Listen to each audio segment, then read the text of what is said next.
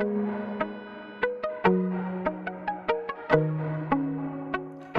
Hello scholars, हम आर्य public school class 5 GK कर रहे थे। इसका टर्म 1 का सिलेबस कंप्लीट करना हमने स्टार्ट किया था।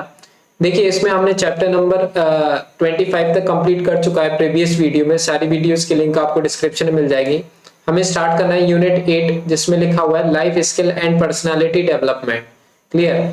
तो यूनिट 8 में जो हमारा पहला चैप्टर आ रहा है वो है chapter number 26, checking global warming.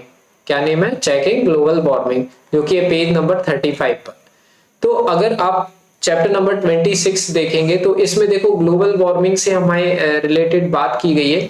तो ग्लोबल वार्मिंग होता क्या है बच्चों, पहले हम ये समझ लेते हैं। देखो, जो हमारी अर्थ है इसका धीरे धीरे टेम्परेचर क्या होता जा रहा है? बढ़ता जा रहा है। धीरे धीरे हमारी अर्थ का क्या होता जा रहा है? टेम्परेचर राइज होता जा रहा है। अब ये राइज क्यों हो रहा है? ये मेनली हो रहा है ह्यूमन एक्टिविटीज की वजह से। ह्यूमन एक्टिविटीज की वजह से कैसे? जैसे कि हम बहुत बर्निंग कर रहे हैं, जैसे कि हम अपनी बाइक्स चलाते हैं, बस चलती हैं, ये सारे जो व्हीकल्स चलते हैं, तो इसमें से क्या निकलता है? हमारा स्मोक निकलता है, धुआं निकलता है। और उस धुएं में क्या होता है? कार्बन डाइऑक्साइड होती है। तो कार्बन डाइऑक्साइड जो गैस होती है ना, ये हमारी अर्थ का टेम्परेचर बढ़ाने के लिए रिस्पॉन्सिबल होती है। CO2 जो गैस होती है वो एक बहुत ही क्या होती है हमारी अर्थ के लिए अच्छी गैस नहीं है। क्लियर? एक लिमिटेड अमाउंट के लिए तो वो अच्छा है, एडवांटेज है उसका, लेकिन एक लिमिट से जब वो आगे बढ़ जाता है तो क्या होता है? उसके बहुत ज्यादा हमारे लिए डिसएडवांटेजेस होते हैं। एक डिसएडवांटेज क्या है? हमारे टेम्परेचर बढ़ने का। अब टेम्परेचर बढ़ रहा है अर्थ का, तो उससे क्या प्रॉब्लम है? तो देखो, उससे प्रॉब्लम क्या है कि जो हमारी अर्थ है उसमें बहुत सारी आइस है। क्या है? बहुत सारी आइस। अगर आप देखोगे तो यहाँ पे पोलर रीजन जो है, ये नॉर्थ पोल है। ओके, ये नॉर्थ पोल है। और यहाँ पे क्या है बच्चों? हमारा साउथ पोल। यहाँ पे साउथ पोल। ओके, अब यहाँ पे बहुत सारी बर्फ है, पोल्स पे बहुत सारी बर्फ रहती है। अब ये क्या होने लगी है? धीरे धीरे मेल्ट होने स्टार्ट हो गई, क्योंकि टेम्परेचर बढ़ेगा तो ये मेल्ट होना स्टार्ट हो जाएगी। और ये इतनी ज्यादा आइस है कि ये अगर पूरी मेल्ट हो गई तो कहीं कहीं पर छोटे छोटे जो आइसलैंड है ना, क्योंकि बहुत बहुत छोटे, देखो काफी सारी जगह तो क्या दिया हुआ है हमारे लिए, बड़ी बड़ी कंट्रीज वगैरह है ना, बहुत बड़ी बड़ी कंट्रीज, लेकिन कहीं कहीं है जो देश है ना वो बहुत छोटे छोटे आइसलैंड है। और अगर क्या हुआ कि ये पूरी बर्फ अगर पिघल गई ना, तो ये आइसलैंड पूरे पानी में क्या हो जाएंगे? डूब जाएंगे। क्लियर? और वहां पे जो इंसान रह रहे होंगे फिर वो कहां पर रहेंगे? क्योंकि वो आइसलैंड तो पूरी तरीके से क्या हो जाएंगे? समुद्र में डूब जाएंगे। तो अब हमें क्या करना है? ये हमारी रिस्पॉन्सिबिलिटी है कि हम क्या करें? इस ग्लोबल वार्मिंग को बचाएं। अब इससे कैसे हम इसको कैसे अपना क्या कर सकते हैं? कंट्रीब्यूशन दे सकते हैं, इसके ये पॉइंट्स हमारे लिए यहाँ पे बताए गए हैं।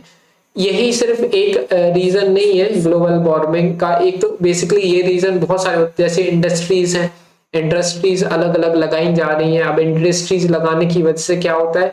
वहां पे भी बहुत सारा स्मोक निकलता है। व्हीकल्स, दिवाली पे हम फटाके फोड़ते हैं तो उससे, कई बार जंगल में आग लग जाती है तो उससे भी क्या होते हैं? बहुत ज्यादा पॉल्यूशन होता है। तो इस सब पॉल्यूशन की वजह से ये सारी प्रॉब्लम्स हो रही हैं।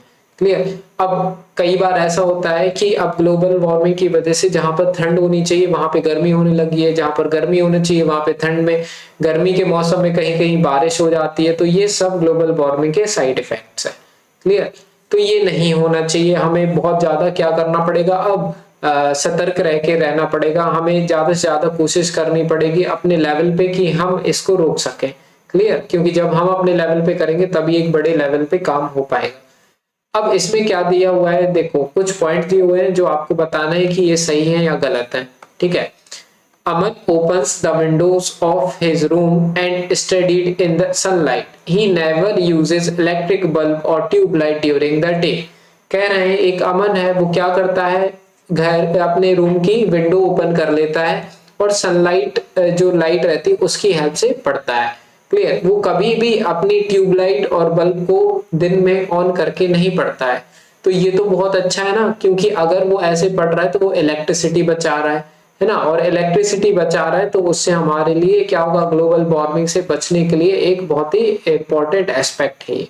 तो ये वो अच्छा कर रहा है ना। तो यहाँ पे देखो, tick the correct activity that you think are helpful in keeping global warming in check.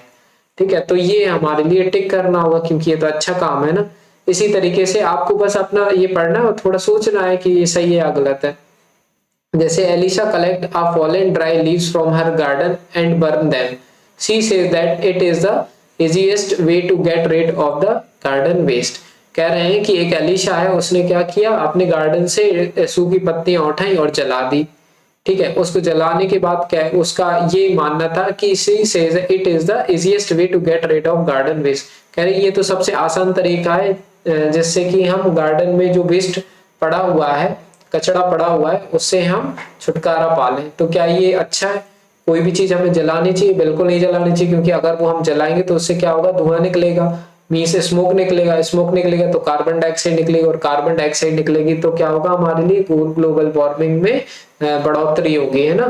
तो हमारे लिए बहुत दिक्कत होगी। तो ये ऐसा उसको नहीं करना चाहिए था।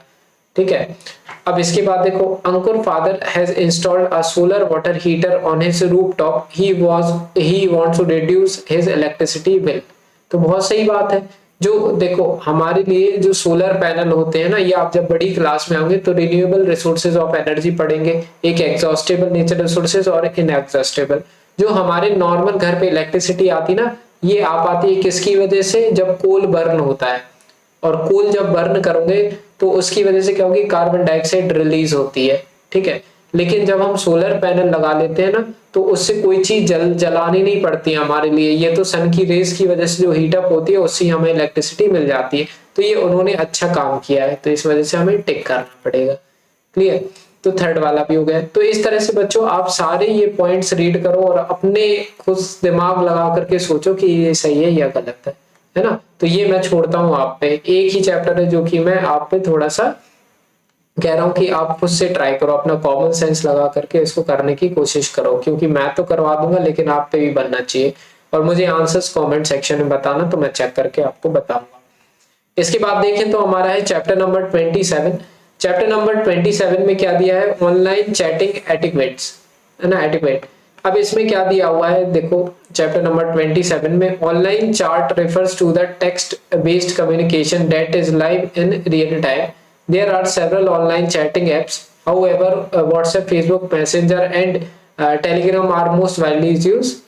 ओके, तो बेसिकली आजकल चैटिंग करने के लिए हमारे पास बहुत सारे, ये तो आप बहुत अच्छे से जानते होंगे, चैटिंग करने के लिए हमारे पास बहुत सारे क्या हो गए हैं, मैसेंजर्स या फिर एप्स अवेलेबल हैं, जैसे कि फेसबुक, व्हाट्सएप, ये सब, है ना। तो ये होते हैं ऑनलाइन चैटिंग वाले जो एप्स होते हैं। अब you should be very careful about your tone, specially whenever you are chatting with your elder और टीचर्स। जब भी आप अपने टीचर से बात कर रहे हो या फिर चैटिंग कर रहे हो, तो आपको अपना बिल्कुल एक अच्छे तरीके से बात करनी चाहिए। You should be careful with the capitalization as writing. तो ये आप ध्यान से लिखना चाहिए कि हमें कहाँ पर कैपिटल लेटर यूज करने, कहाँ पर small letter. All caps can often be interrupted as a yelling and will be viewed as a impolite. Okay, तो ये सब इधर से हमें क्या क्या ध्यान रखना चाहिए, उससे रिलेटेड ये सारे हमारे लिए ये बात किए गए हैं।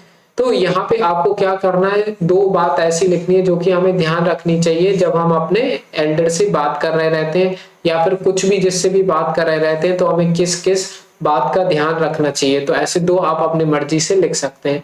तो ये भी बच्चों आप कर सकते हैं, क्योंकि ये तो बहुत ही बेसिक से क्वेश्चंस है, कोई क्वेश्चन आंसर इसमें है नहीं। तो इस तरह से हमारा चैप्टर नंबर 27 भी हो गया कंप्लीट। अब अगर आप देखें चैप्टर नंबर 27 जो था वो टर्म 1 का हमारा लास्ट चैप्टर था, जो कि पेज नंबर 36 के पे था। इसके बाद बस दो और बचते हैं, एक असाइनमेंट सेकंड और क्विज कॉन्टेस्ट 1। तो ये दोनों भी हम करेंगे नेक्स्ट वीडियोस में। उनकी सारी वीडियोस की लिंक आपको डिस्क्रिप्शन में मिल जाएगी। अगर आपको ये वीडियोस पसंद आ रही हो तो प्लीज लाइक करना, सब्सक्राइब जरूर करना चैनल को। कोई भी डाउट रहे तो कमेंट सेक्शन में आप पूछ सकते हैं। तो मिलते हैं नेक्स्ट वीडियो में, बाय।